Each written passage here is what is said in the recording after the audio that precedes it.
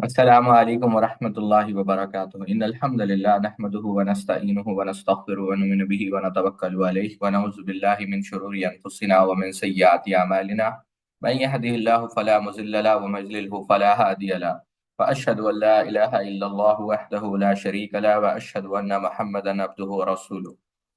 فإن خير الحديث كتاب الله وخير الهدي هدي محمد صلى الله عليه وسلم وشر الأمور محدثاتها وكل محدثة بدعة وكل بدعة ضلالة وكل ضلالة في النار. قال الله تبارك وتعالى في القرآن المجيد والفرقان الحميد بعد أن أقول أعوذ بالله السميع العليم من الشيطان الرجيم من حمزه ونفخه ونفسه. يا أيها الناس اتقوا ربكم الذي خلقكم من نفس واحدة وخلق منها زوجها وبث منهما رجالا كثيرا ونساء واتقوا الله الذي تساءلون به والأرحام إن الله كان عليكم رقيبا. يا أيها الذين آمنوا اتقوا الله حق تقاته ولا تموتن إلا وأنتم مسلمون. يا أيها الذين آمنوا اتقوا الله وقولوا قولا سديدا يصلح لكم أعمالكم ويغفر لكم ذنوبكم ومن يطع الله ورسوله فقد فاز فوزا عظيما. سبحانك لا علم لنا إلا ما علمتنا إنك أنت العليم الحكيم. رب اشرح لي صدري ويسر لي أمري واحلل عقدة من لساني يفقهوا قولي.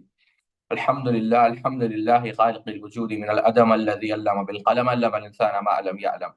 والصلاة والسلام على سيد الأشرف الأنبياء والمرسلين نبينا محمد وعلى آله وأصحابه أجمعين ومن تبعهم بإحسان إلى يوم الدين أما بعد. جیسا کہ آپ لوگ جانتے ہیں کہ ہم اس موضوع پر گفتگو کر رہے تھے کہ علم لینے کے اصول کیا ہے، علماء کا مقام کیا ہے، اور کس طریقے سے شریعت مطہرہ کے اندر رائے کی مذمت کی گئی ہے۔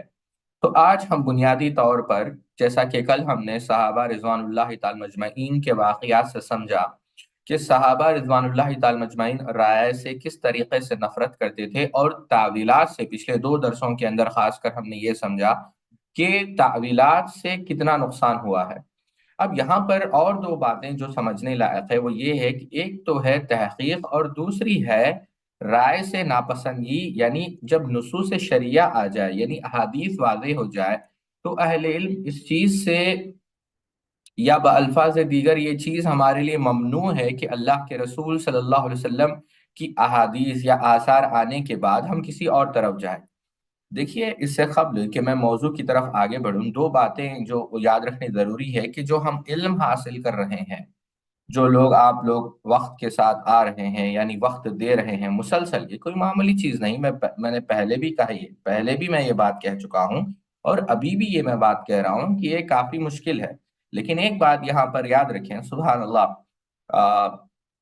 شیخ محمد ابن صالح العثیمین رحمہ اللہ اپنے ایک درس کے اندر بیان کرتے ہیں کہ عالم کی فضیلت کے لیے، یا عالم کے کئی سارے فضائل میں، طلبۃ العلم کے کئی سارے فضائل میں سے ایک فضیلت یہ ہے کہ وہ سبحان اللہ یعنی مرنے کے بعد بھی وہ یاد رہے گا، یعنی لوگ اس کو جانتے ہیں۔ اور جاہل کی یوں سمجھے آپ، جاہل کا سب سے بڑا یا بالفاظ دیگر جاہل کی سب سے بڑی کوتاہی یہ ہے کہ وہ زندہ بھی رہے تو لوگ اسے نہیں جانتے۔ اب آپ بتائیے، علماء کے نام جو آپ سن رہے ہیں، کئی سالوں پہلے ان کا انتقال ہو چکا ہے، لیکن آج بھی ان کو یاد رکھا جا رہا ہے، آج بھی ان کی کتابیں پڑھائی جا رہی۔ کس وجہ سے؟ کہ وہ خاص قبیلے سے تعلق رکھتے تھے یا خاص خاندان سے تعلق رکھتے تھے؟ نہیں، علم کی وجہ سے۔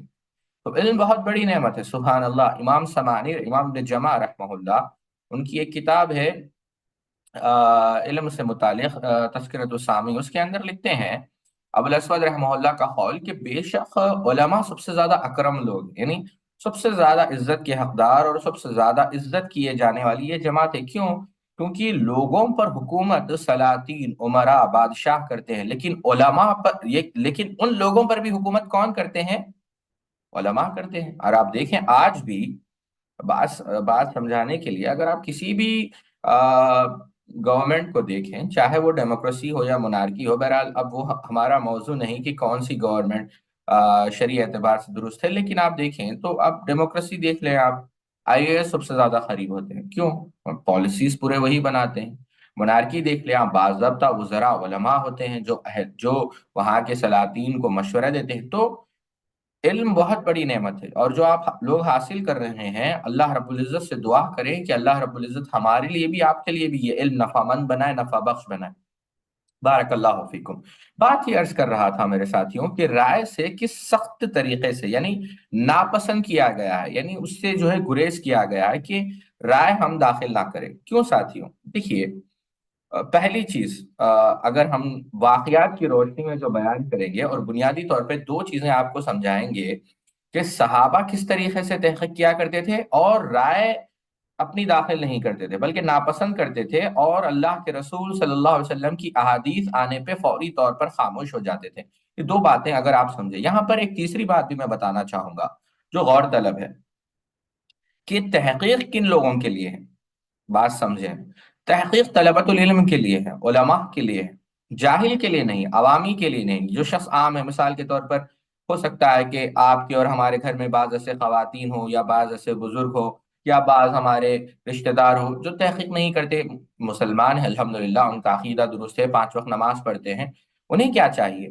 انہیں یہ چاہیے کہ وہ اہل علم کی طرف رجوع کریں، مسئلہ اگر سمجھ میں آ گیا تو ٹھیک ہے، علماء سے مسائل پوچھے اور سیکھے، لیکن وہاں پر وہ دلائل نہیں پوچھیں گے۔ کیوں ساتھیوں؟ اگر ان کے پاس دلیل سمجھنے کی قوت و صلاحیت ہوتی تو وہ خود تحقیق کرتے۔ تو ایک فرق کو اگر میں سمجھاؤں، اور یہ لطیف فرق ہے، آپ لوگ کنفیوز نہ ہوں، تقلید کی دو قسمیں ہوتی ہیں۔ ایک تو ہے تقلید شخصی، اس کا معنی کیا ہے؟ ایک ہے تقلید، ایک ہے تلفیق، بہرحال ہم اس میں تفصیل سے پڑھیں گے۔ عام آدمی تو تقلید کرے گا بالکل، اس کا معنی کیا ہے؟ وہ عالم سے سوال پوچھے گا، سمجھے گا۔ لیکن تقلید شخصی کیا ہے جس کی مذمت کی گئی ہے، جو ہمارے اور دیگر مسالک کے درمیان اختلاف ہے کہ صرف ایک آدمی یا ایک متعین شخص کی تقلید کی جائے، اور اس معنوں میں کہ ایسے مسائل میں، مسائل منصوصہ میں جہاں پر نصوص واضح ہو۔ تو میں آپ کو یہاں پر یہ بتانا چاہوں گا کہ یہ میں اس لیے مقدمے میں ذکر کر رہا ہوں تاکہ یہ نہ ہو کہ آپ یہ بات سمجھیں کہ ہر کسی کی ہم نہیں، تحقیق کب ہوگی یا دلائل کب پوچھیں گے؟ جب ہمارے پاس اتنی صلاحیت ہو۔ یہ بھی بات سمجھیں۔ یہ اصول دیکھیے، بعض اصول عوام کے لیے ہوتے ہیں، بعض اصول علماء کے لیے ہوتے ہیں، یہ بھی بات سمجھنے کی ہے۔ جس طریقے سے امام غزالی نے بیان کیا کہ بعض اذکار علماء کے لیے ہوتے ہیں اور بعض اذکار عوام کے لیے ہوتے ہیں، یہ بات اس لیے سمجھا رہا ہوں کہ سمجھنا، چیز کو سمجھیں، اپلائی کرنے سے پہلے دیکھیں کہ کیا واقعی میں یہ ہمارے اوپر اپلائی ہوتے ہیں یا نہیں۔ یہ باتیں تھیں مختصر سی۔ اب آپ دیکھیں صحابہ رضوان اللہ تعالی مجمعین کیسے تحقیق کیا کرتے تھے، یا صحابہ رضوان اللہ تعالی مجمعین کیسے رائے کو ناپسند کیا کرتے تھے۔ مثال کے طور پر چلیے پہلی مثال ہم اللہ کا نام لے کر شروع کرتے ہیں۔ اس واقعے کو امام نسائی رحمہ اللہ نے کتاب الطہارہ کے اندر نقل کیا، اور ابن حجر نے بھی اس کو جو ہے فتح الباری کے اندر نقل کیا ہے۔ واقعہ کیا ہے ذرا غور سے سنیں ساتھیوں۔ واقعہ یہ ہے، حضرت عبد الرحمن روایت کرتے ہیں کہ ایک آدمی سیدنا عمر رضی اللہ تعالیٰ عنہ کے پاس آیا، ٹھیک ہے، اور کہنے لگا کہ میں جنبی ہو گیا ہوں اور مجھے پانی نہیں ملتا، یعنی مجھے غسل کی حاجت ہے لیکن پانی میرے پاس موجود نہیں۔ تو اس وقت سیدنا عمر رضی اللہ تعالیٰ انہوں نے فتویٰ دیا یا رائے دی۔ رائے کیا دی؟ کہ تم نماز نہ پڑھو، یعنی نماز اب تم نہیں پڑھو گے۔ تو فوراً سیدنا عمار رضی اللہ تعالیٰ عنہ کہنے لگے، اے امیر المؤمنین، کیا آپ کو یاد نہیں کہ جب میں اور آپ ایک لشکر میں تھے، چنانچہ ہم دونوں جنوبی ہو گئے اور ہم پانی نہ پا سکے، آپ نے تو نماز نہ پڑھی لیکن میں اچھی طرح مٹی میں لوٹ پوٹ ہوا، یعنی تیمم کیا، لوٹ پوٹ ہوا، پھر نماز پڑھ لی۔ جب ہم اللہ کے رسول صلی اللہ علیہ وسلم کے پاس آئے تو میں نے آپ سے یہ واقعہ ذکر کیا، یعنی یہ پورا جو واقعہ ہوا کہ ہم جنوبی ہو گئے، ہمیں غسل کی حاجت ہوئی لیکن پانی نہیں مل سکا، آپ نے نماز نہیں پڑھی، یعنی کس نے؟ سیدنا عمر بن خطاب رضی اللہ تعالیٰ عنہ نے، اور میں نے یعنی سیدنا عمار بن یاسر نے نماز پڑھی۔ تو یہ پورا واقعہ جب پیش کیا تو آپ صلی اللہ علیہ وسلم نے کیا کہا کہ اے عمار، تجھے اتنا کافی تھا، یعنی کیا مانا کہ یہ جو ہے کافی تھا۔ تو اور اللہ کے رسول صلی اللہ علیہ وسلم نے اپنے ہاتھ زمین پر مارے اور پھر ان میں پھونک ماری اور انہیں اپنے چہرے اور ہتھیلیوں پر مل لیا۔ یعنی یہ پورا واقعہ جو ہے کس نے سنایا؟ سیدنا عمار ابن یاسر رضی اللہ تعالیٰ عنہ نے۔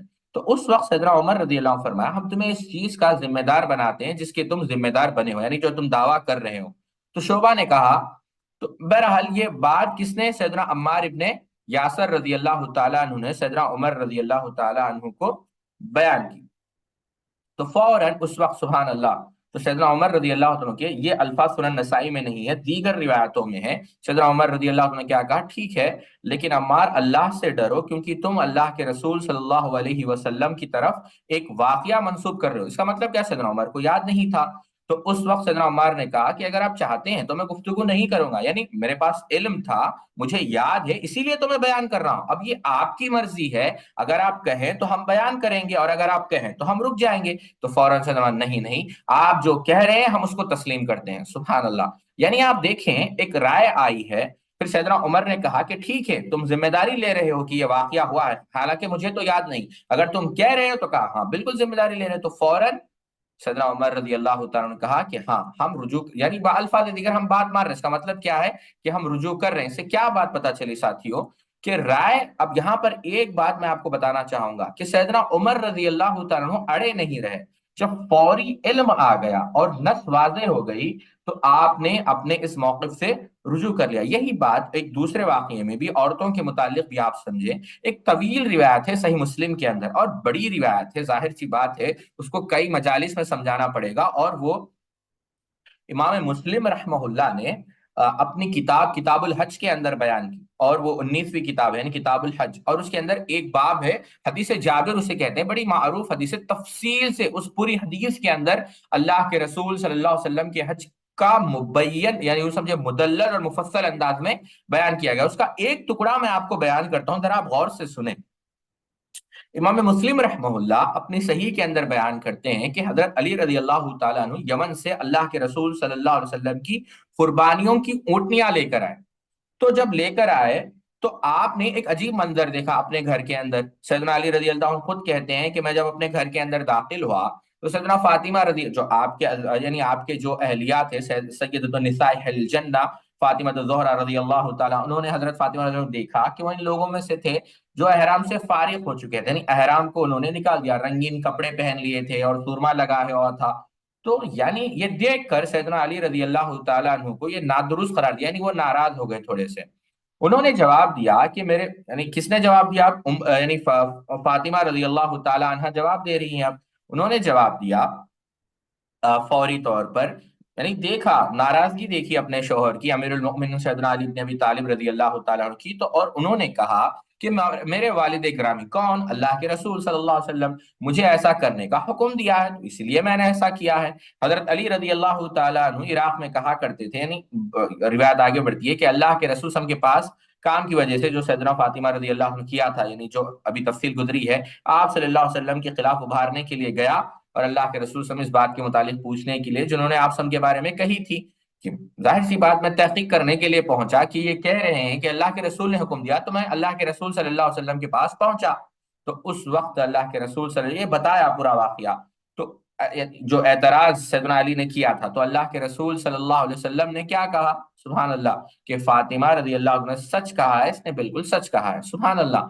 یعنی جو بات کی ہے سیدہ فاطمہ نے وہ صحیح ہے۔ اب یہاں پر ایک بات میں آپ لوگوں کو سمجھانا چاہتا ہوں، وہ بات یہ ہے کہ دیکھیں یہاں پر وہ گئے کہ ہاں کیا واقعی میں اللہ کے رسول صلی اللہ علیہ وسلم نے ایسا کہا ہے، اور ظاہر سی بات ہے، اور انہوں نے دیکھیے ایک بات جب آ جائے فوری، یہاں پر ایک بات آپ دیکھیں سبحان اللہ، اگر میں بیان کرتا چلے جاؤں تو کافی ساری روایتیں آپ کو مل جائے گی، کافی سارے، یعنی صحابہ رضوان اللہ تعالی مجمعین، آج کل دیکھیں کہ کئی سارے لوگ احادیث آنے کے بعد بھی اپنا ایک عقیدہ بنا لیتے ہیں، اور بہت، یعنی ان لوگوں کو دیکھ کر بہت عجیب دکھتا ہے کہ مسئلہ وہ بنا لیتے ہیں، اور پھر سبحان اللہ اللہ کے رسول صلی اللہ علیہ وسلم کی احادیث ماننے میں کافی سارے یعنی ٹول مٹول کرتے ہیں، اس کے اندر عیب نکالنے کی بھی کوشش کرتے ہیں، نعوذ باللہ من ذالک۔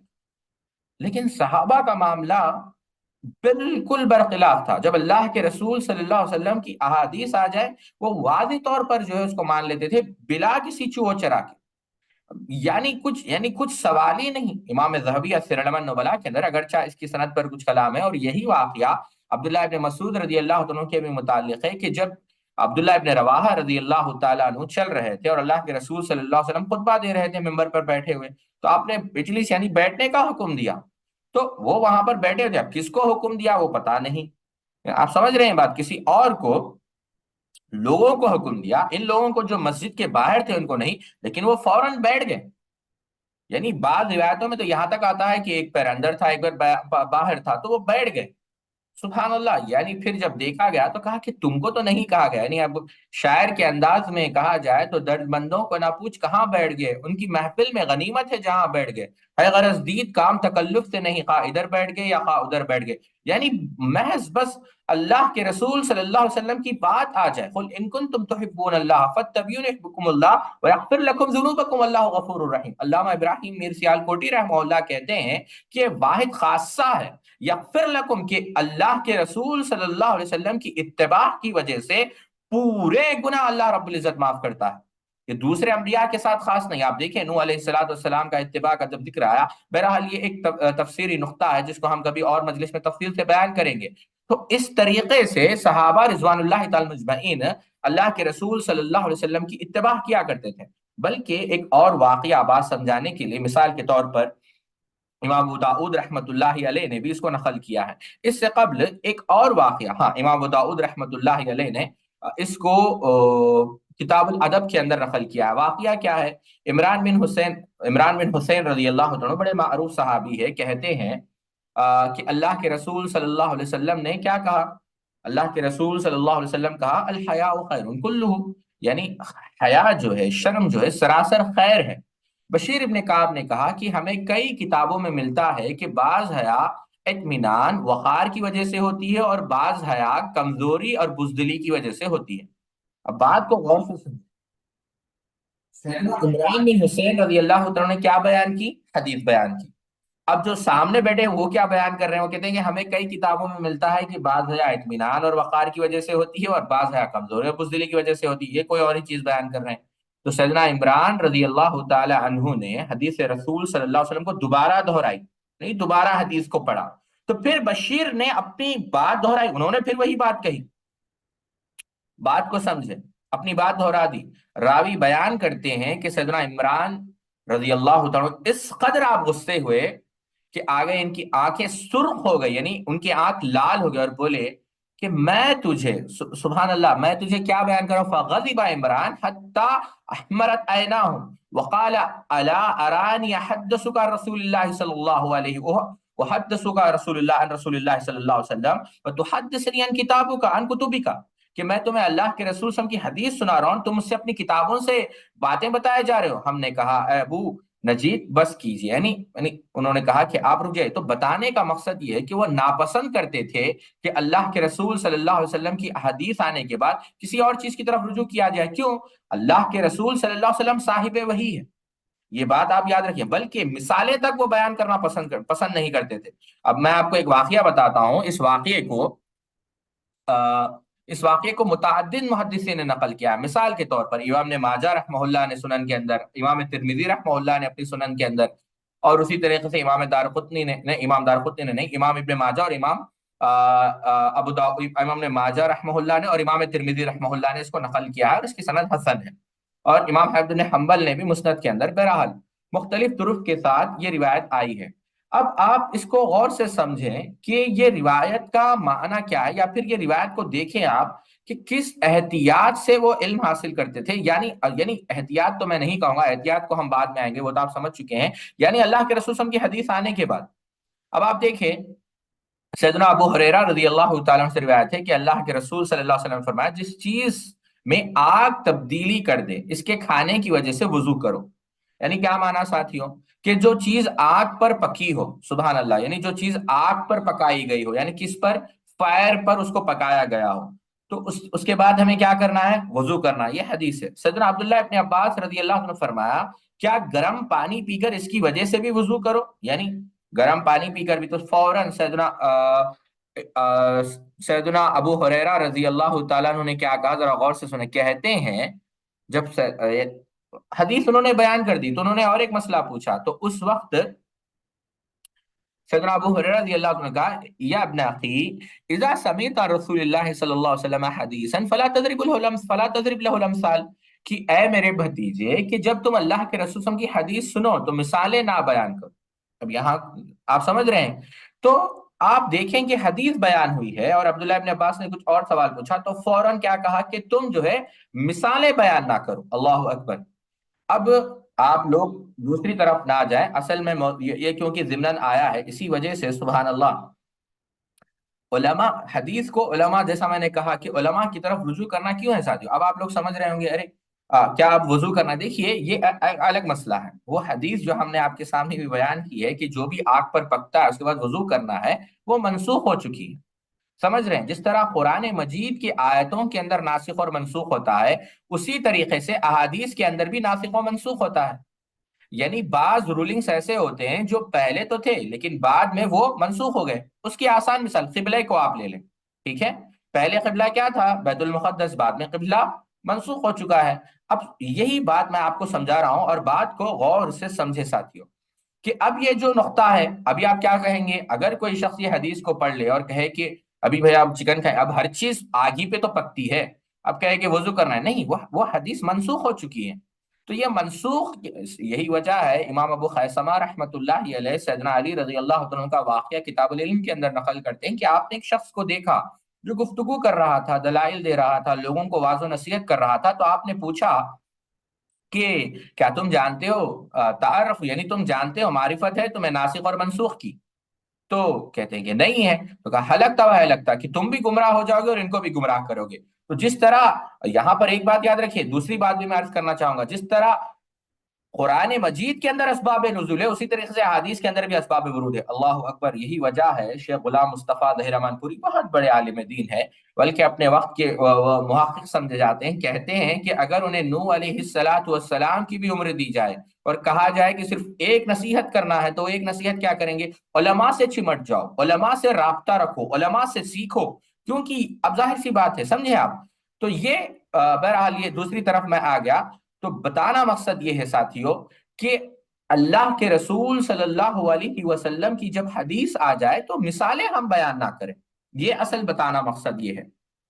تو دیکھیں آپ، بہرحال بات دوسری طرف جا رہی ہے، لیکن سبحان اللہ، یعنی انسان جب اپنے عقل سے بات سمجھنے کی کوشش کرے گا یا مسائل استنباط کرنے کی کوشش کرے گا تو کافی حیرت میں، الفاظ دیگر کافی شک و شبہات میں مبتلا ہو جائے گا، اور اگر ہم مثالیں بیان کرنا شروع کریں تو آپ حیران ہو جائیں گے۔ تو یہی وجہ ہے کہ کیا کہتے ہیں کہ ہمیں چاہیے کہ اہل علم کی طرف رجوع کریں۔ میں انشاءاللہ تفصیل سے بیان کروں گا کہ اہل علم کہتے کس کو ہے۔ تو بات یہ بیان کر رہا تھا کہ جب سیدنا ابو ہریرہ رضی اللہ تعالی عنہ نے حدیث سنائی اور عبداللہ ابن عباس رضی اللہ تعالی عنہ کچھ اور سوال کیا، تو فوراً سیدنا ابو ہریرہ نے کیا کہا کہ اے میرے بھتیجے، تم مثالیں نہ بیان کرو، میں اللہ کے رسول صلی اللہ علیہ وسلم کی حدیث تم کو سنا رہا ہوں۔ یہ بات آپ سمجھیں۔ تو اب آگے بڑھیں آپ، یعنی کیا کہتے ہیں اس کو اور ایک مثال سے بھی آپ سمجھے، اس کو امام ابن حبان رحمۃ اللہ علیہ نے اپنی صحیح کے اندر نقل کیا۔ ام المؤمنین عائشہ صدیقہ رضی اللہ تعالی عنہ بیٹھے ایک مجلس میں بیٹھے ہوئے تھے، اور وہاں پر یزید بن قیس پر لعنت کی جا رہی تھی، یعنی یزید بن قیس کو برا بھلا کہا جا رہا تھا، کیونکہ یزید بن قیس نے یزید بن قیس وہ تھے جنہوں نے ام المؤمنین کے خلاف نازیبہ الفاظ کہے، اور یعنی یہ سردار تھے سیدنا عثمان، بہرحال اب تفصیل میں نہیں جاتے۔ تو فوراً لوگوں نے کہا کہ یزید ابن قیس کا انتقال ہو چکا ہے۔ تو جب سیدنا عائشہ نے یہ بات سنی تو سیدہ عائشہ رضی اللہ تعالی عنہا نے استغفار کرنا شروع کر دیا۔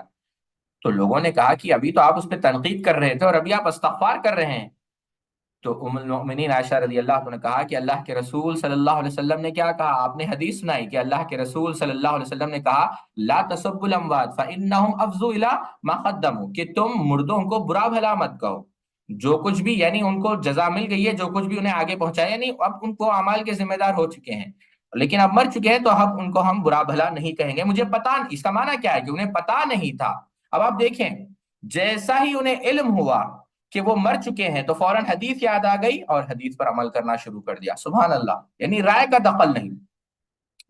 امام ابن کثیر رحمۃ اللہ علیہ تفسیر ابن کثیر کی 7ویں جلد میں ایک واقعہ نقل کرتے ہیں۔ واقعہ کیا ہے؟ محمد ابن عمرو ابن عطا کہتے ہیں کہ میں نے اپنی بیٹی کا نام برہ رکھا، برہ۔ تو فوراً سیدہ زینب بنت ابی سلمہ نے کہا کہ اللہ کے رسول صلی اللہ علیہ وسلم نے کہا، یعنی جو سورہ نجم کے فلا تزکوا انفسکم، کہ اپنی تعریف یا پھر اپنے آپ کی تعریف تم مت کرو، تو برا نام مت رکھو، اللہ کے رسول صلی اللہ علیہ وسلم نے اس نام سے منع کیا ہے۔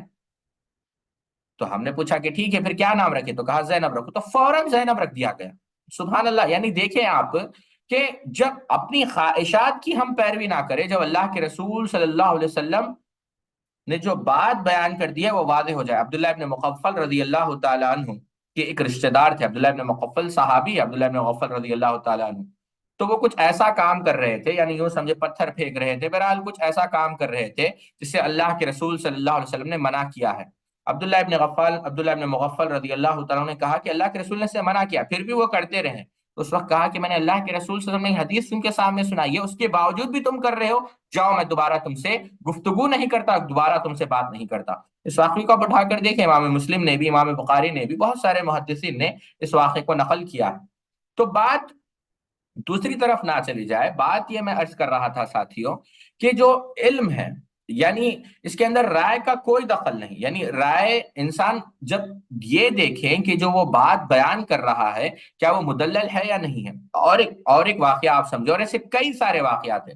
اس واقعے کو جو ابھی میں آپ کے سامنے بیان کر رہا ہوں، امام ترمذی رحمہ اللہ نے اپنی سنن کے اندر نقل کیا، اور امام مالک رحمہ اللہ نے بھی نقل کیا، غور سے سمجھنے کی کوشش کریں۔ کہتے ہیں کہ عمر رضی اللہ تعالی عنہ، امام ترمذی رحمہ اللہ کہتے ہیں کہ عمر رضی اللہ تعالی عنہ نے کیا کہا، قال عمر الدیۃ علی العاقلۃ ولا ترث المرأة من دیت زوجها شیئا، کہ صدر عمر رضی اللہ عنہ نے کہا کہ دیت عاقلہ پر واجب ہے، یعنی جو عقل والی ہے، اور بیوی اپنے شوہر کی دیت سے کسی چیز کا وارث نہیں ہوگی۔ اب یہاں پر سمجھے ساتھیوں کہ شریعت کے اندر کہ اگر کوئی شخص مرتا ہے، یا اگر کوئی شخص یوں سمجھے آپ اس کو ختم کر دیا جاتا ہے، قتل کر دیا جاتا ہے، تو بلڈ منی دیت ہوتی ہے۔ شاید آپ لوگوں نے یہ پڑھا ہو یا نہیں، یہ اس کا مجھے پتا نہیں، لیکن آپ لوگ جانتے ہوں، کتنے لوگ جانتے ہیں دیت، بلڈ منی؟ کوئی نہیں جانتا بلڈ منی یعنی جی بارک اللہ فیکم، تو دیت ہے۔ تو دیت بلڈ منی کو کہتے ہیں۔ اگر میں آسان انداز میں اس کو سمجھاؤں تو دو، مثال کے طور پر اگر عبد الرحمان ہے اور عبد الرحمان ہے، اور عبد الرحمان کو قتل کر دیا گیا مظلومانہ طور پر، ایک یعنی ایسا اس وجہ سے جو وجہ شرعی عذر نہیں ہے، یعنی بس یوں ہی قتل کر دیا گیا، نہ کسی بھی ویلڈ ریزن کے بغیر، تو کیا ہوتا ہے؟ اب عبد الرحمان کے رشتہ دار یا تو معاف کر سکتے ہیں، یا تو کیا ہوتا ہے، بلڈ منی لیں گے، جو بلڈ منی متعین کی جائے گی۔ بہرحال اس کے تھوڑے بہت زیادہ تفصیل ہے، تھوڑے بہت تو نہیں کہوں گا۔ تو اب سیدنا عمر رضی اللہ عنہ کیا کہا کہ اگر شوہر مر گیا، شوہر کو مظلومانہ طور پر قتل کیا گیا، اور بلڈ منی آئی ہے 1 کروڑ روپے یا 50 لاکھ روپے، جو بھی ہے، بہرحال اس کی تفصیل میں ہم نہیں جاتے، تو اس میں سے کچھ بھی حصہ بیوی کو نہیں ملے گا۔ یہ سیدنا عمر رضی اللہ تعالیٰ نے کہا، ٹھیک ہے؟ تو کچھ بھی نہیں ملے گا، یہ کہا کس نے؟ سیدنا عمر رضی اللہ عنہ، اور بیوی اپنے شوہر کی دیت میں سے کسی چیز کا وارث نہیں۔ یہ سن کر ضحاک، سبحان اللہ، یہ حدیث سنی، یہ واقعہ سن کر فوری طور پر کس نے کہا؟ فَأَخْبَرَهُ الضَّحَّاكُ ابن سفیان الکلابی ان رسول اللہ صلی اللہ علیہ وسلم كتب علیہ انور امراتا اشیم الزبابی من دیتی زوجها قال ابو عیسی قال حدیث حسن صحیح۔ کہتے ہیں کہ جب یہ خبر ملی سیدنا ضحاک ابن سفیان رضی اللہ تعالیٰ کو، انہوں نے سیدنا عمر رضی اللہ تعالیٰ کو بتایا کہ اللہ کے رسول صلی اللہ علیہ وسلم نے ان کو لکھا تھا، کیا؟ اشیم زبابی کی بیوی کو اس کی شوہر کی دیت میں سے حصہ دو۔ یعنی کیا مانا؟ کہ بیوی کو اس کے شوہر کی دیت میں سے حصہ ملے گا، اور سیدنا عمر کیا کہہ رہے تھے؟ نہیں ملے گا۔ تو یہ فوری طور پر بتایا کس کو؟ اس کو۔ تو جب ایسے بہت سارے واقعات آپ کو ملیں گے جہاں پر غلطی ہوئی، لیکن صحابی نے جب حدیث بیان کی، امام سیوطی رحمہ اللہ مفتاح الجنہ کے اندر لکھتے ہیں سیدنا عمر نے کیا کہا کہ یہ حدیث ہم نے نہیں سنی، اگر یہ حدیث ہم نے نہیں سنی، اگر ہم نہیں سنتے تو ہم ایسا دیتے، یعنی ایسا جو ہے ایک فیصلہ کرتے، اور یہ فیصلہ ہماری رائے کے مطابق ہوتا، اللہ اکبر۔ لیکن حدیث سنی تو فوراً انہوں نے کس کے مطابق فیصلہ دیا؟ جو دلیل ہے، دلیل کے مطابق فیصلہ دیا، اللہ اکبر۔ یہی وجہ ہے کہ احادیث کے قرآن کو سمجھنے کے لیے، یہاں پر میں آپ کو ایک ضمناً بات عرض کر رہا ہوں، قرآن کو سمجھنے کے لیے احادیث کی سخت ضرورت ہے۔ بعض لوگ کہتے ہیں نعوذ باللہ من ذالک کہ قرآن ہمارے لیے کافی ہے، وہ لوگ جاہل ہیں، بلکہ اگر کوئی شخص احادیث کا انکار کرتا ہے تو وہ کافر ہے۔ امام حروی رحمہ اللہ ضم الکلام کے اندر سیدنا عمران بن حسین رضی اللہ تعالیٰ عنہ کا واقعہ نقل کرتے ہیں کہ ان سے لوگوں نے کہا کہ آپ ہمیں چھوڑ دیں، حدیثیں نہ سنائیں، قرآن ہمارے لیے کافی ہے۔ تو کہا کہ تم بیوقوف ہو، تم بیوقوف ہو۔ آپ اٹھا کر دیکھیں امام حربی رحمہ اللہ کی ذم الہوا، کہ تم بیوقوف ہو، کیا تمہیں نماز کا پورا طریقہ قرآن میں ملتا ہے؟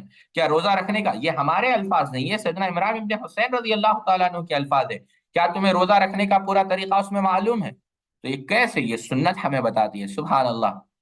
تو بتانے کا مقصد یہ ہے، بلکہ اور بھی زکوٰۃ کے اور بھی بہت سارے مسائل، یعنی ایسے بہت سارے واقعات آپ کو ملیں گے۔ بہرحال تو آپ اس سے آپ سمجھیں کہ صحابہ رضوان اللہ تعالی مجمعین کا جذبہ کیسے تھا۔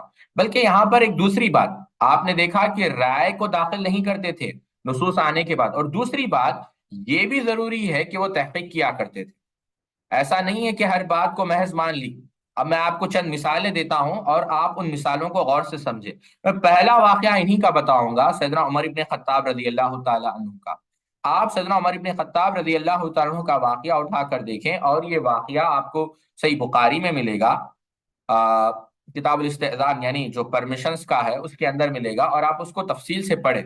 کہتے ہیں، میں واقعہ آپ کو پورا سناتا ہوں لفظاً لفظاً تاکہ آپ کو بات سمجھ میں آئے۔ سیدنا ابو سعید خدری رضی اللہ عنہ بیان کرتے ہیں کہ انصار کی ایک مجلس میں تھا، ابو موسیٰ اشعری رضی اللہ عنہ تشریف لائے، جیسے گھبرائے ہوئے، یعنی سیدنا ابو موسیٰ اشعری آئے اور وہ گھبرائے ہوئے تھے۔ انہوں نے کہا کہ میں عمر رضی اللہ تعالیٰ عنہ کے پاس یہاں 3 مرتبہ اندر آنے کی اجازت چاہی، لیکن مجھے کوئی جواب نہیں ملا، یعنی گھر کے پاس، اس لیے واپس چلا آیا۔ یعنی 3 بار اجازت مانگی لیکن جواب نہیں آیا تو میں واپس آیا۔ تو سیدنا عمر رضی اللہ عنہ کو اس کا علم ہوا کہ میں واپس آ گیا، یعنی ان کو معلوم ہوا، تو انہوں نے دریافت کیا کہ اندر آنے میں کیا بات مانے تھی، کیوں رک گئے؟ تو میں نے کہا کہ میں نے 3 مرتبہ اندر آنے کی اجازت مانگی اور جب مجھے کوئی جواب ملا نہیں تو میں واپس چلا گیا۔ اللہ کے رسول صلی اللہ علیہ وسلم نے فرمایا ہے کہ جب تم میں سے کوئی کسی سے 3 مرتبہ اجازت چاہے اور اجازت نہ ملے تو واپس چلے جانا۔ تو حضرت عمر رضی اللہ عنہ نے کہا، واللہ تمہیں اس حدیث کی صحت کے لیے کوئی گواہ لانا ہوگا، یعنی تم یہ حدیث تو بیان کر رہے ہو لیکن یہ حدیث کے اوپر تمہیں کوئی گواہ لانا پڑے گا۔ اب یہ پورا واقعہ سنا کر ابو موسیٰ الاشعری نے مجلس والوں سے پوچھا، کیا تم میں کوئی ایسا ہے جس نے اللہ کے رسول صلی اللہ علیہ وسلم کی حدیث سنی ہو، کیونکہ امیر المومنین گواہ مانگ رہے ہیں؟ ابی ابن کعب رضی اللہ عنہ نے کہا، اللہ کی قسم تمہارے ساتھ میں گواہی دینے کے سوا جماعت میں سب سے کم عمر کوئی اور نہیں کھڑا ہوگا، نہیں میں کھڑا ہوں۔ ابو سعید نے کہا، اور میں ہی جماعت کا وہ سب سے کم عمر آدمی تھا، میں ان کے ساتھ اٹھ کر کھڑا ہو گیا، اور عمر رضی اللہ عنہ نے کہا کہ واقعی نبی کریم صلی اللہ علیہ وسلم ایسا فرمایا۔ بہرحال یہ واقعہ ہوا اور انہوں نے سکا، اور ابن مبارک نے بیان کیا۔ اب یہاں تک یہ واقعہ کہاں ہے؟ بخاری کے اندر یہ واقعہ موجود ہے۔ اب اس کی تفصیل آپ اٹھا کر دیکھیں، یہ بات بخاری کے اندر نہیں ہے جو اب میں کہنے چاہ رہا ہوں۔ امام شافعی رحمہ اللہ نے الرسالہ کے اندر بیان کیا کہ اس وقت سیدنا عمر رضی اللہ تعالی عنہ نے کہا، یعنی کس کو؟ ابو موسیٰ الاشعری رضی اللہ عنہ کو، کہ میں تمہیں جھوٹا نہیں سمجھتا تھا، لیکن ابو موسیٰ بات دراصل یہ ہے کہ میں ڈرتا ہوں کہ لوگ آئندہ چل کر اللہ کے رسول صلی اللہ علیہ وسلم کے طرف احادیث منسوب کر دے، اس وجہ سے میں نے آپ کے اوپر سختی کی۔ سبحان اللہ۔ یعنی یہ مت سمجھے کہ سیدنا عمر رضی اللہ کو، یہ ایک سبق تھا کس کے لیے؟ آپ کے اور ہمارے لیے، کہ جب کوئی شخص اللہ کے رسول صلی اللہ علیہ وسلم کی طرف احادیث منسوب کرے تو بڑی احتیاط، یعنی اسے پوچھنا چاہیے۔ گواہ، آج تو گواہ نہیں، تحقیق، یہ دیکھیں آپ، یہ خیر القرون کی میں آپ کے سامنے بات کر رہا ہوں، اور ایسے بہت سارے واقعات آپ کو ملیں گے۔ چلیے ہم آگے بڑھتے ہیں۔ یہ تو یوں سمجھے آپ ایک واقعہ تھا، اور چند واقعات ہم رکھیں گے تاکہ بات اور بھی واضح ہو جائے۔ دوسرا واقعہ ہم جو آپ کے سامنے ذکر کر رہے ہیں، اس کو امام ترمذی رحمہ اللہ نے اپنی سنن کے اندر، امام ترمذی نے اپنی سنن کے اندر نقل کیا۔ واقعہ کیا ہے ساتھیوں؟ غور سے سنیں۔ ابو ہریرہ رضی اللہ تعالی عنہ کہتے ہیں کہ اللہ کے رسول صلی اللہ علیہ وسلم نے فرمایا، من صلی علی جنازۃ فلہ قرۃان ومن تبعها حتى يقضى دفنها فلہ قرۃان، اور کما قال نبی صلی اللہ علیہ وسلم، کہ اللہ کے رسول نے فرمایا، جس نے کوئی جنازے کی نماز پڑھی اس کے لیے 1 قرۃ ثواب، یعنی 1 احد پہاڑ، اور جس کے ساتھ رہے یہاں تک کہ اس کی تدفین مکمل کر لی جائے تو اس کے لیے 2 قرۃ، 2 پہاڑوں کا ثواب ہے، 2 نیکی ہے۔ ان میں سے 1 قرۃ یا ان میں سے چھوٹا قرۃ احد کے برابر ہوگا۔ تو میں نے، کس نے؟ عبداللہ ابن عمر نے، ابن عمر رضی اللہ تعالیٰ عنہ سے اس کا ذکر کیا، تو انہوں نے مجھے ام المؤمنین عائشہ رضی اللہ عنہ کے پاس بھیجا، یعنی راوی کہتا ہے، اور کہا ام المؤمنین عائشہ صدیقہ رضی اللہ تعالی عنہ کے پاس بھیجا اور ان سے اس بارے میں پوچھا، تو انہوں نے کہا ابو ہریرہ نے سچ کہتے ہیں۔ تو سیدنا عبداللہ ابن عمر نے کہا ہم نے بہت سے خیرات یعنی بہت سے نیکیاں گوا دیے. سبحان اللہ. یعنی فوری یہ حدیث ملی اور یہ حدیث پر تعجب ہوا کہ اتنی نیکیاں ہیں. لیکن کیا کیا؟ ارے اب چلو تحقیق کر لیتے ہیں کیا واقع میں یہ حدیث ہے. تو گواہ تلاش کی. سیدنا ام المؤمنین عائشہ صدیقہ نے کہا ہاں یہ بات صحیح ہے, سیدنا ابو ہریرہ سچ کہہ رہے ہیں. تو فوراً عبداللہ ابن عمر نے کہا کہ بہت ساری نیکیاں ہماری جو ہے ضائع ہو گئی ہے. بلکہ آپ اس کو بھی دیکھیں کہ گواہ کا بس یہی نہیں, کئی سارے مسائل میں امام بخاری رحمہ اللہ نے کتاب الدیات کے اندر ایک واقعہ نقل کیا ہے. کہتے ہیں کہ مغیرہ بن شعبہ رضی اللہ تعالیٰ عنہ نے حضرت عمر رضی اللہ تعالیٰ عنہ نے حضرت عمر بیان کرتے ہیں کہ سیدنا عمر رضی اللہ تعالیٰ عنہ نے ان سے ایک عورت کے حمل گرا دینے کے خون بہا کے سلسلے میں مشورہ کیا. یعنی عورت کا جب حمل گر جائے تو خون بہائے, اس کی دیت کا کیا حکم ہے. تو سیدنا مغیرہ بن شعبہ نے کہا کہ اللہ کے رسول صلی اللہ علیہ وسلم نے ایک غلام یا کنیز یعنی ایک مرد غلام یا ایک عورت غلام اس کو سلسلے میں فیصلہ کیا, یعنی اس کو آزاد کیا جائے. تو پھر سیدنا اس کی گواہی طلب کی گئی کہ کیا یہ جو بتا رہے ہو اس کی دلیل کیا ہے, گواہ کیا ہے. تو فوراً سیدنا محمد ابن مسلمہ رضی اللہ تعالی عنہ نے گواہی دی کہ ہاں یہ حدیث ہم نے اللہ کے رسول صلی اللہ علیہ وسلم سے سنی تھی. دیکھیے کہ کس طریقے سے تحقیق کی جا رہی ہے. آگے بڑھے آپ اور کتاب الزہد کے اندر سبحان اللہ یعنی امام نے ماجہ رحمہ اللہ نے کتاب الزہد کے اندر ایک اور واقعہ نقل کیا ہے. وہ کہتے ہیں عبداللہ ابن معقل رضی اللہ تعالیٰ عنہ نے فرمایا کہ اپنے والد حضرت معقل بن مقران کے ساتھ عبداللہ بن عمر کی خدمت میں حاضر ہوا. میں نے انہوں نے سنا وہ کہہ رہے تھے فرما رہے تھے کہ آپ جانتے ہیں معروف روایت ہے الندام یعنی جو ندامت ہے کہ فسمعت یقول قال رسول اللہ صلی اللہ علیہ وسلم الندام توبۃ, کہ جو ندامت ہے وہ کیا ہے, توبہ ہے. تو میرے والد نے ان سے کہا کیا آپ نے براہ راست اللہ کے رسول صلی اللہ علیہ وسلم سے یہ بات سنی ہے جو آپ کہہ رہے ہیں یعنی کہ ندامت توبہ ہے. تو انہوں نے کہا ہاں میں نے سنی ہے. آپ دیکھیں کہ واضح طور پر سوال ہو رہے ہیں کیا سنا ہے یا اپنی رائے سے بیان کر رہے ہیں. تو انہوں نے کہا نہیں نہیں ہم نے اس بات کو سنا ہے. میں ایک واقعہ اور اسی تعلق سے آپ لوگوں کو سنانا چاہوں گا, خاص کر یوں سمجھے آپ جو خواتین اس بات کو سن رہی ہیں وہ دیکھیں. بلکہ ساتھیوں ایک واقعہ جس کو امام امام ابو داؤد الطیالسی نے, سنن ابو داؤد نہیں, یہ تو امام ابو داؤد نے اپنی مسند الطیالسی کے اندر نقل کیا ہے. سیدنا علی رضی اللہ تعالی عنہ کہتے ہیں کہ جب بھی میں اللہ کے رسول صلی اللہ علیہ وسلم سے کوئی بات یعنی ان کی حدیث سنتا ہوں تو وہ مجھے نفع بخشے, لیکن اگر کوئی اور سناتا ہے یعنی کوئی ایسا شخص جس کو ہم جانتے نہیں, کیونکہ سیدنا ابو بکر اور عمر رضی اللہ عنہ کے دور کے بعد کافی سارے فتنے ہو چکے تھے. تو ہم کیا کہتے ہیں, اس سے پہلے کہتے ہیں کہ تم خصم اٹھاؤ, خصم اٹھا کر حدیث بیان کرو تبھی ہم جو ہے تمہاری بات کو مانیں گے, ورنہ ہم تمہاری بات کو نہیں مانیں گے. تو اتنی احتیاط صحابہ رضوان اللہ تعالی مجمعین برتتے تھے. بلکہ امام بہقی رحمۃ اللہ علیہ السنن الکبریٰ البیہقی کے اندر نقل کرتے ہیں اور اس کی سند درست ہے کہ ایک چور کو سیدنا ابوبکر صدیق رضی اللہ تعالیٰ عنہ کے سامنے لایا گیا اور تیسری بار لایا گیا. یعنی پہلے دو بار تو اس کو سزا دی گئی, یعنی پہلے دو بار میں اس کے سیدھے ہاتھ کو کاٹ دیا گیا, دوسری بار اس کے لیفٹ ہینڈ کو کاٹ دیا گیا. اب یہ تو سنت کے مطابق تھا. تو یوں سمجھے آپ نہیں مجھ سے بیان کرنے میں غلطی ہو گئی ہے یہاں پر کہ پہلی بار اس کے جو ہے سیدھے ہاتھ کو کاٹ دیا گیا اور دوسرے بار جو اس کے دائیں پیر یعنی لیفٹ فٹ جسے ہم کہتے ہیں اس کو کاٹ دیا گیا. تو سیدنا ابوبکر رضی اللہ عنہ نے کہا کہ اگر اب دوسرا ہاتھ بھی کاٹ دیا جائے تو کافی مشکل ہو جائے گا, تو ایک کام کرتے ہیں اس کے دوسرے پیر کو ہی کاٹتے ہیں, دوسرے فٹ کو ہی کاٹتے ہیں.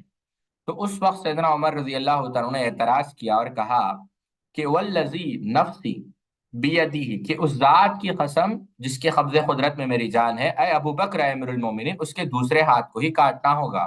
کیوں, دوسرا ہاتھ کاٹنا ہی سنت ہے. تو اس وقت سیدنا ابو بکر رضی اللہ عنہ نے کہا ہاں تم درست کہہ رہے ہو, اور ایسے ہی کرنے کا حکم دیا گیا. تو آپ دیکھیں کہ کس طریقے سے جو ہے رائے کو مقدم نہیں کیا گیا, کسی بھی اس میں رائے سے دور بھاگا گیا. اب میں اس لیے بیان کر رہا ہوں, دیکھیے ساتھیو یہ سب سے بہترین مخلوق ہے. تو جب وہ اگر کسی مسئلے میں رائے دینے سے ڈر رہے ہیں تو ہم سوچیں کہ ہم کتنا احتیاط کریں اور ہم کتنا ڈریں, جو ہم انشاءاللہ کل تفصیل سے بیان کریں گے. 20 منٹ ہے ابھی, وہ 20 منٹ میں کسی اور موضوع کے لیے لینا چاہتا ہوں. اب دیکھیں آپ آخری واقعہ آپ غور سے سمجھیں.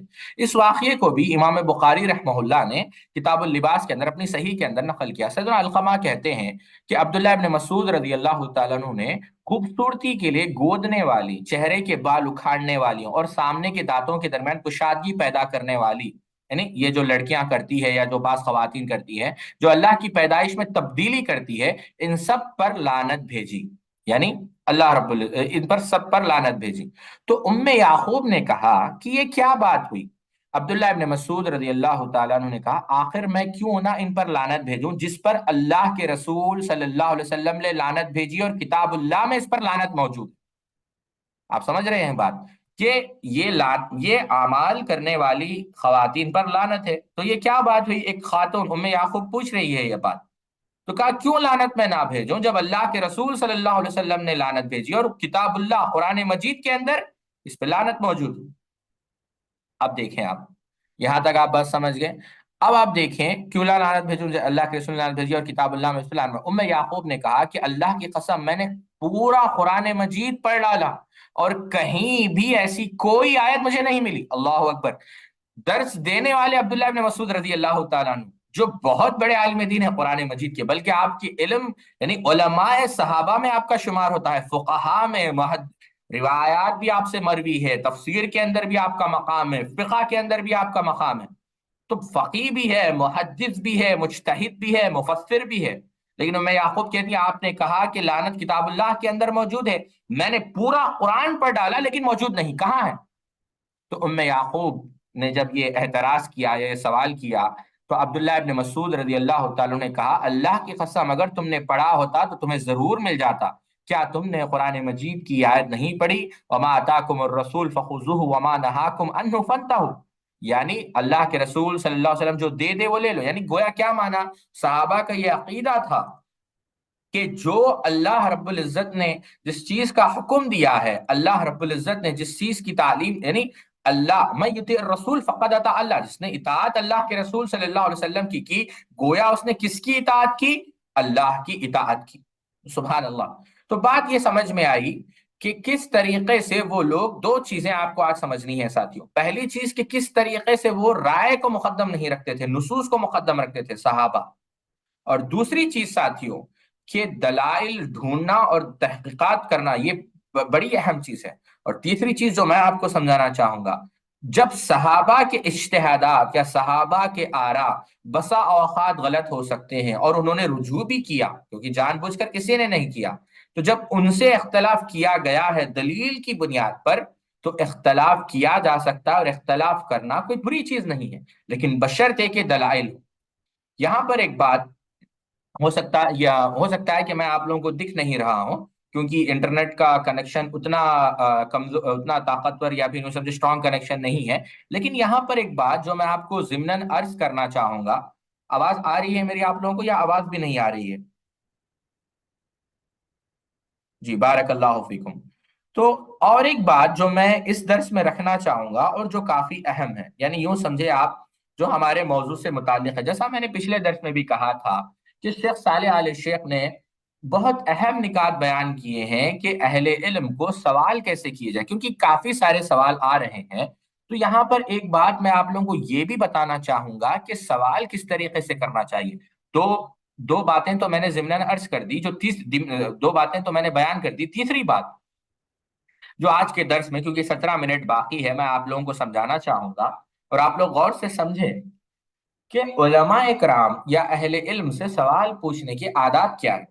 دیکھیے یہ آداب کو آپ لوگ یاد رکھیں اور یہ آداب نوٹ کریں، کیونکہ جبھی بھی اہل علم سے ملاقات ہو یا اہل علم سے آپ لوگ میسج کریں یا کانٹیکٹ کریں تو ان آداب کو ضرور ملحوظ رکھیں۔ کیوں ساتھیوں؟ طالب علم کا انداز گفتگو، طالب علم کا لہجہ، طالب علم کے اخلاق، طالب علم کا رہن و سہن، طالب علم کے روز و شب و روز وہ الگ ہوتے ہیں، عام لوگوں کی طرح نہیں ہوتے۔ تو شیخ صالح علیہ شیخ بعض نکات بیان کرتے ہیں، میں چند نکات آپ کے سامنے رکھتا ہوں جو کافی اہم ہے، بہرحال کافی سارے آداب ہیں۔ دیکھیے اہل علم سے سوال پوچھنے میں پہلا ادب میں آپ کے سامنے رکھ رہا ہوں، اہل علم سے سوال پوچھنے کو اللہ تعالیٰ کا حکم سمجھے۔ کیوں؟ فصل اہل ذکر ان کنتم لا تعلمون، وہ ایک اہم دینی ذمہ داری ہے، یعنی یہ سبحان اللہ نیکی ہے آپ جو سوال کر رہے ہیں، علم حاصل کر رہے ہیں، تو لہٰذا جب آپ سوال کریں تو دل میں عمل کا جذبہ ہو اور تقوی الہی کا یعنی تقوی الہی کا جذبہ ہو کہ ہاں ہم اللہ سے ڈرنے کے لیے، اللہ کے قریب ہونے کے لیے، دین سمجھنے کے لیے سوال کر رہے ہیں، تو آپ کے دل میں عمل کا جذبہ ہو، یہ بہت ضروری ہے۔ یعنی صرف سوال معلومات کے لیے نہ ہو۔ دوسری چیز ساتھیوں، بلا ضرورت کثرت سوال دین میں معیوب چیز ہے۔ کیا مانا؟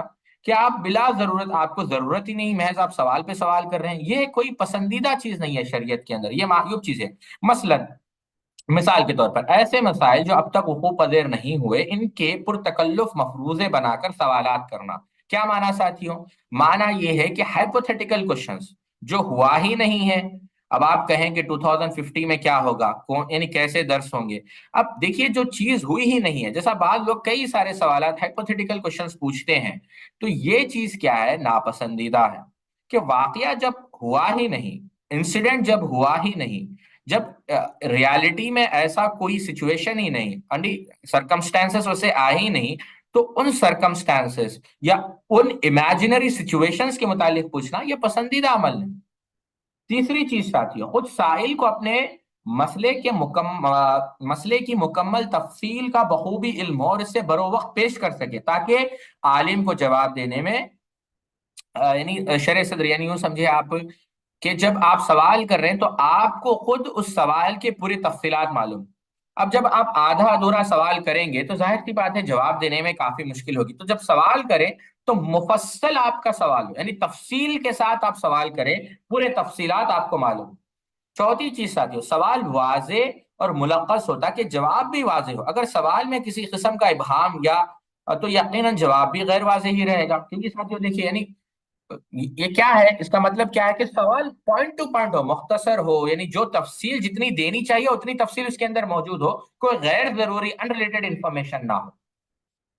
سائل کو یہ بات یاد رکھنی چاہیے کہ وہ اکیلا نہیں جو مفتی حضرات یعنی اہل علم سے سوال کر رہا ہے، بلکہ روزانہ بیسیوں سے یا اس سے بھی زائد لوگوں نے ان سے رابطہ کرتے ہیں، لہٰذا سوال کو دو ٹوک، واضح اور مختصر الفاظ میں رکھنا چاہیے۔ کیوں ساتھ؟ اب کیا سمجھے؟ آپ سمجھتے ہیں کہ آپ کے میسج کو دیکھا گیا، جواب نہیں دیا گیا، لیکن آپ کو یہ بات بھی سمجھنا چاہیے کہ آپ اکیلے نہیں جن کا میسج آ رہا ہے۔ کئی سارے لوگ اہل علم کو سوال کرتے ہیں، کئی سارے لوگ اہل علم سے رابطہ کرتے ہیں، کوئی کسی کتاب کے متعلق پوچھتا ہے، کوئی کسی مسئلے کے متعلق پوچھتا ہے، کوئی کسی یوں سمجھے آپ محاضرے کے متعلق پوچھتا ہے، کہ کوئی آیت کی تفسیر پوچھتا ہے، کوئی حدیث کی شرح پوچھتا ہے، کوئی کسی فقہ قاعدہ کے متعلق پوچھتا ہے، یا کوئی علل کے متعلق پوچھتا ہے۔ تو بہت سارے جو ہے سوالات ہوتے ہیں، واحد نہیں ہوتے۔ تو آپ کو کیا کرنا چاہیے کہ سوال دو ٹوک ہو، مختصر ہو، تاکہ جواب دینے میں آسانی ہو۔ یہاں پر یہ بات جب آپ سمجھیں گے تو کبھی جواب نہیں بھی آیا تو آپ حسن ظن رکھیں کہ ہاں بھائی ہو سکتا ہے کہ کافی سارے سوالات آئے ہوئے اور انہوں نے دیکھا بھی ہو لیکن یاد نہیں رہا ہو جواب دینے کا۔ چلیے آگے بڑھتے ہیں۔ کسی ثقہ عالم سے، یہ غور سے سنیں، ساتواں ادب میں آپ کے سامنے بیان کر رہا ہوں، کسی ثقہ عالم سے جواب ملنے کے بعد دوسرے عالم کے پاس جا کر پھر وہی سوال کرنا مناسب نہیں۔ کیوں؟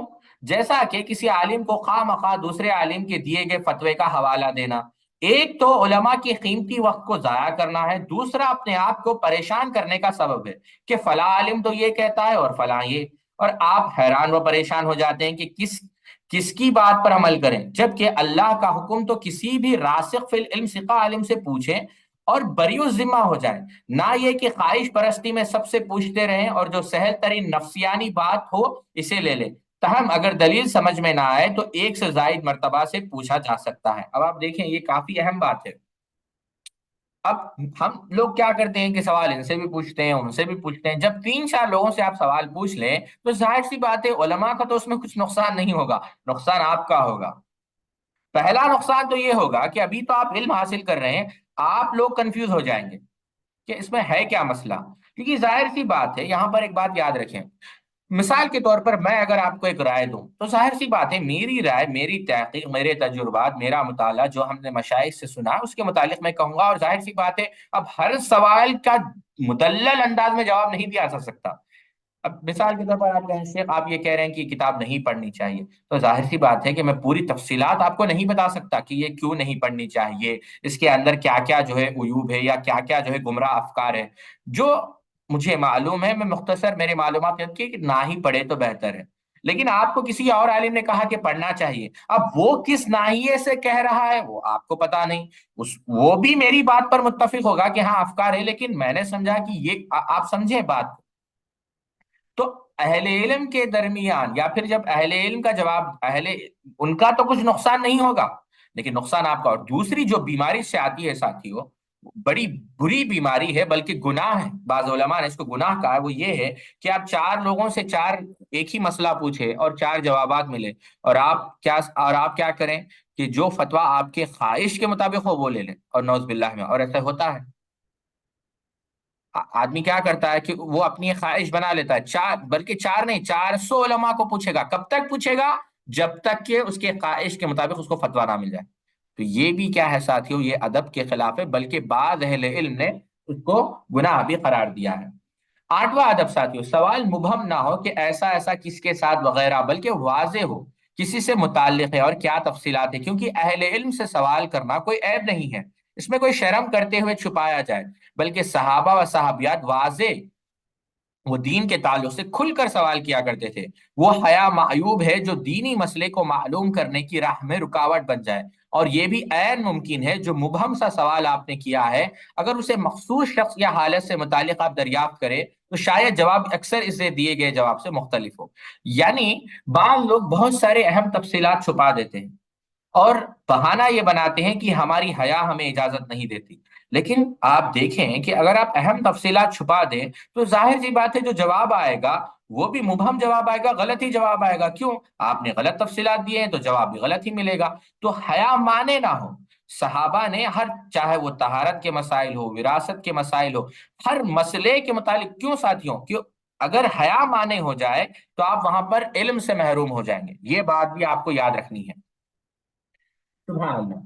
نویں چیز کا کیوں بس سائل کو چاہیے اپنے لیے سوال پوچھے، نہ کسی غیر کے لیے، کیونکہ لازم ہے کہ عالم کو دیگر تفصیلات کی ضرورت ہوگی جس کا جواب آپ برو وقت نہیں دے سکتے، اور اکثر غیر تسلی بخش جوابات سائل کی کمزور بیانی و عدم وضاحت کی وجہ سے ہوتی ہے۔ یہاں پر دیکھیں، یہ بھی ہے، سوال کسی اور کا ہے، پریشانی کسی اور کو ہے، سوال آپ کر رہے ہیں۔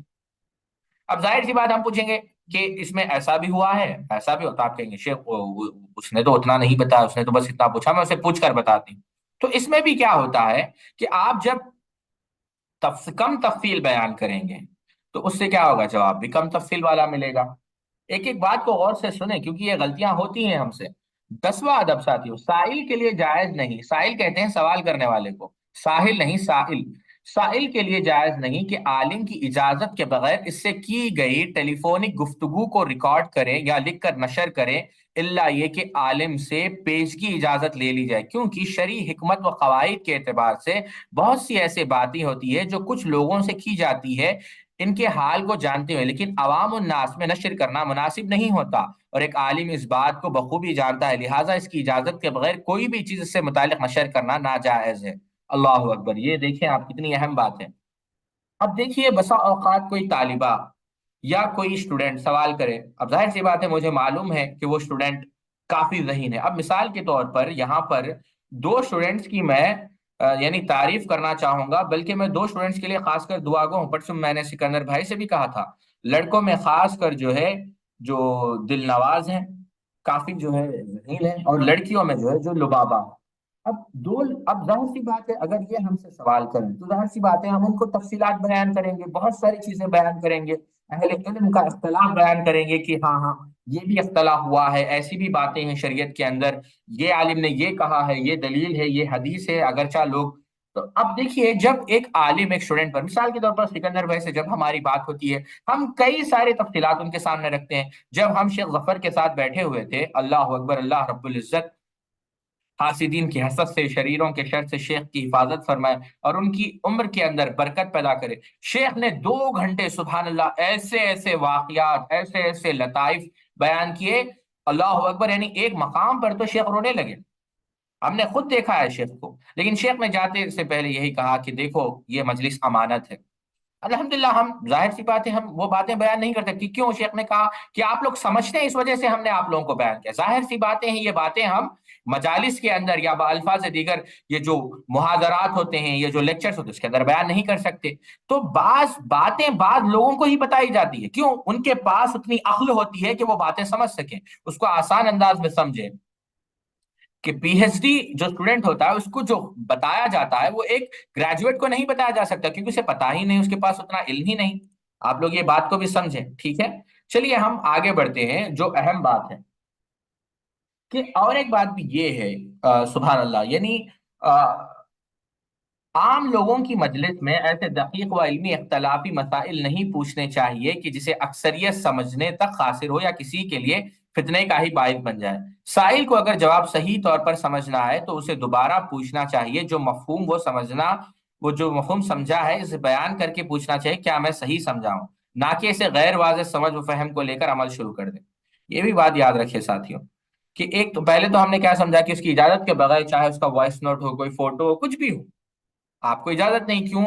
عالم نے آپ پر اعتماد کیا ہے۔ دوسری چیز ساتھیوں، کہ بس اوقات ایسا بھی ہوتا ہے، گروپ ہوتا ہے، اب گروپ کے اندر آپ علمی مسائل پوچھنا شروع کر دیں۔ اب گروپ کے اندر کم و بیش 100 لوگ ہیں، 200 لوگ ہیں، اب 200 میں سے بامشکل 10 لوگ ایسے ہوں گے جو علم کی اصطلاحات سمجھتے ہیں، شریعت کے دقیق مسائل سمجھتے ہیں، اور آپ نے سوال کر دیا اور ہم نے جواب دے دیا، کسی عالم نے جواب دے دیا، اب وہ کنفیوز ہو جائیں گے۔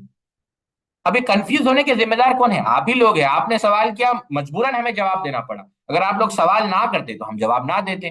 تو جب سوال بہت دقیق ہو تو چاہیے کہ آپ پرسنلی سوال پوچھیں، کیوں؟ کہ یہ سوال کا جواب اگر گروپ میں آ جائے تو ہو سکتا ہے کہ کافی سارے لوگ کنفیوژن شکار ہو جائیں، یا پھر عالم سے براہ راست ملے۔ اب یہ چیزیں سمجھے ساتھی، اور یہ ہوتا ہے۔ چلیے میں آپ کو اور ایک ادب بھی بیان کرتا ہوں، بعض کیونکہ یہ کافی اہم ادب ہے۔ عالم سے انتہائی مناسب وقت کی اجازت لے کر سوال کرنا علماء اکرام سے پیش آنے کے آداب میں سے ہے، کیونکہ وہ بھی انسان ہیں اور ہمیشہ ایک ہی حالت میں نہیں ہوتے، کبھی جلدی میں ہوتے ہیں، کبھی کوئی ذاتی کام یا علمی تحقیق وغیرہ میں مصروف ہوتے ہیں، تو جواب بھی ممکن ہے آپ کو تسلی بخش تفصیل کے ساتھ نہ مل پائے۔ اب آپ سمجھ رہے ہیں میری بات؟ عالم کیا ہے؟ انسان ہے، وہ روبوٹ نہیں ہے کہ ہمیشہ ایک ہی حالت میں رہے۔ تو کبھی وہ غصے میں بھی ہو سکتا ہے، کبھی وہ جلدی میں بھی ہو سکتا ہے، کبھی وہ پریشان بھی ہو سکتا ہے۔ تو ان چیزوں کا بھی آپ لوگوں کو خیال رکھنا چاہیے۔ اب مثال کے طور پہ وہ غصے میں ہوں اور آپ ان سے پوچھیں، کوئی بےہودہ سوال کر لے، تو وہ کیا کہے گا آپ کو؟ ظاہر سی بات آپ کی تعریف تو نہیں کرے گا، آپ کو واٹس ایپ پہ بلاک کر دے گا اور خدا حافظ کہہ دے گا۔ تو عالم یہ بھی دیکھنا چاہیے کہ مناسب وقت کیا ہے۔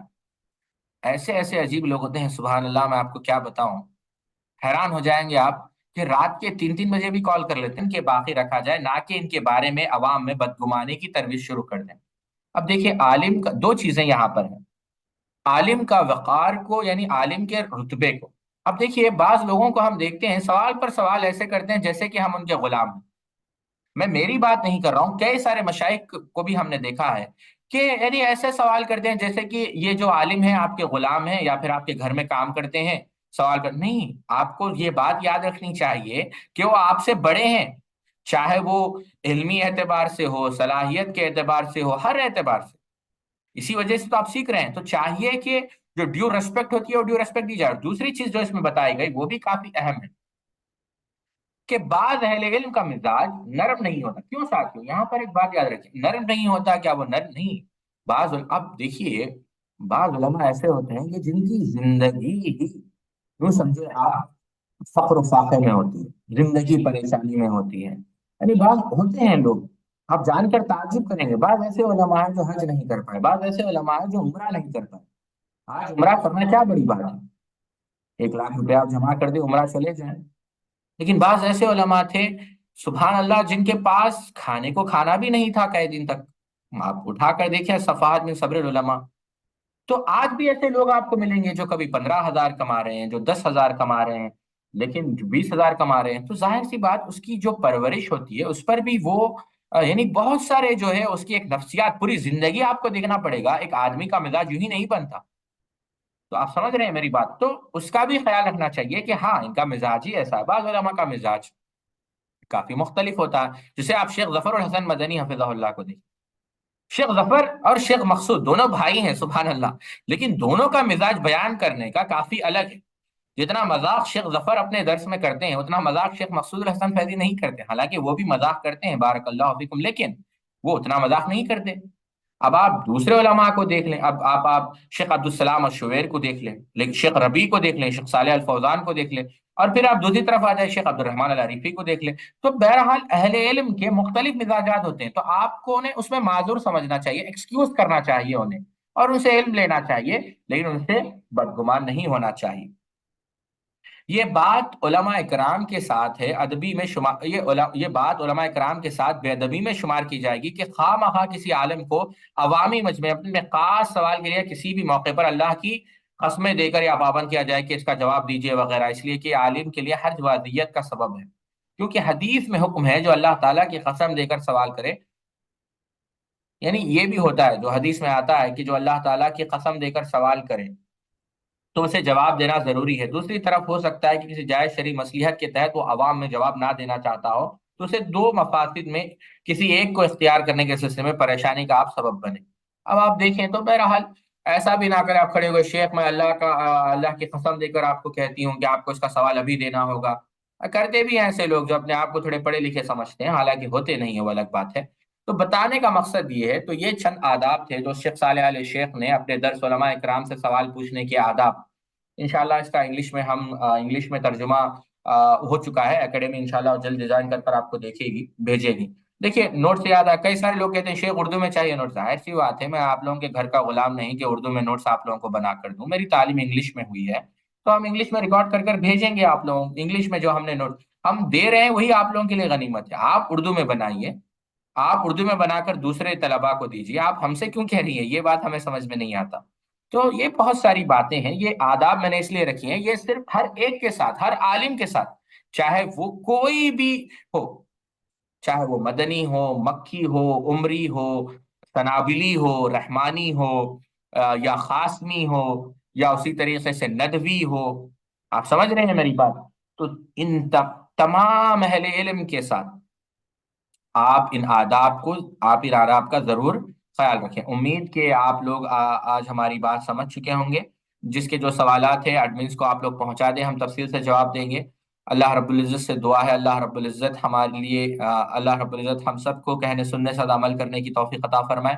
انشاءاللہ اگلی مجلس میں ہم جو 5 درس ہوں گے وہ اس پر ہوں گے کہ اسی سے متعلق کہ علماء کے حقوق کیا ہے، پہلی چیز، اور بغیر علم کے فتویٰ کیوں نہیں دینا چاہیے، دوسرا درس، تیسرا درس عالم کہتے کس کو ہیں، اور چوتھا درس کہ کیا عالم سے بھی غلطی ہوتی ہے۔ 2 درس میں عالم سے کیا غلطی ہوتی ہے اور کیا عالم سے اختلاف کیا جا سکتا ہے۔